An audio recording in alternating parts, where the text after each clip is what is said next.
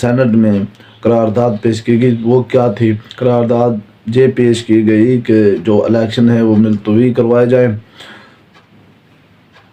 Election کی date مزید آگے کی جائے۔ الیکشن اگر اس ڈیٹ پہ ہوتے ہیں تو ملک میں بہت سارے حالات خراب ہو سکتے ہیں۔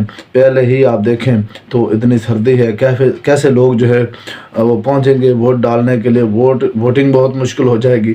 اور دوسری طرف ملک میں ایسے حالات ہو چکے ہیں، رات ہی کو اسلام آباد میں ایک جو ہے بہت بڑے عالم دین، ان پر اٹیک ہوا، 2 لوگ آئے، وہ بائک پہ تھے اور انہوں نے فائرنگ کی، ان کو زخمی کر دیا کار میں، وہ اسپتال میں ایڈمٹ ہیں، اب پتہ نہیں ان کا کیا بنتا ہے۔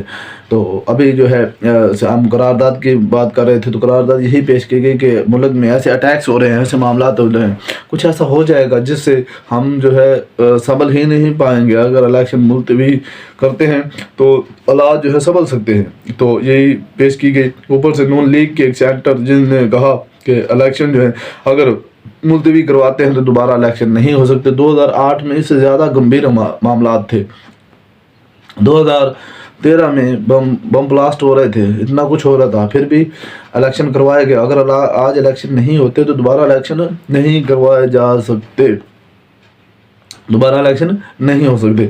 چیئرمین سینٹ نے 97 سینیٹر تھے، سینیٹرز ہیں جن میں سے 14 سینیٹرز موجود تھے، تو 14 سینیٹرز تھے۔ چیئرمین سینٹ نے قرارداد پوچھی تو بہت کثیر تعداد میں، آپ سوچیں کہ انہوں نے قرارداد پہ منظور کر لی ہے چیئرمین سینٹ نے ان سے، تو ابھی جو ہے چیئرمین سینٹ نے قرارداد منظور کر لی ہے اور الیکشن ملتوی کروانے کا کہہ دیا ہے۔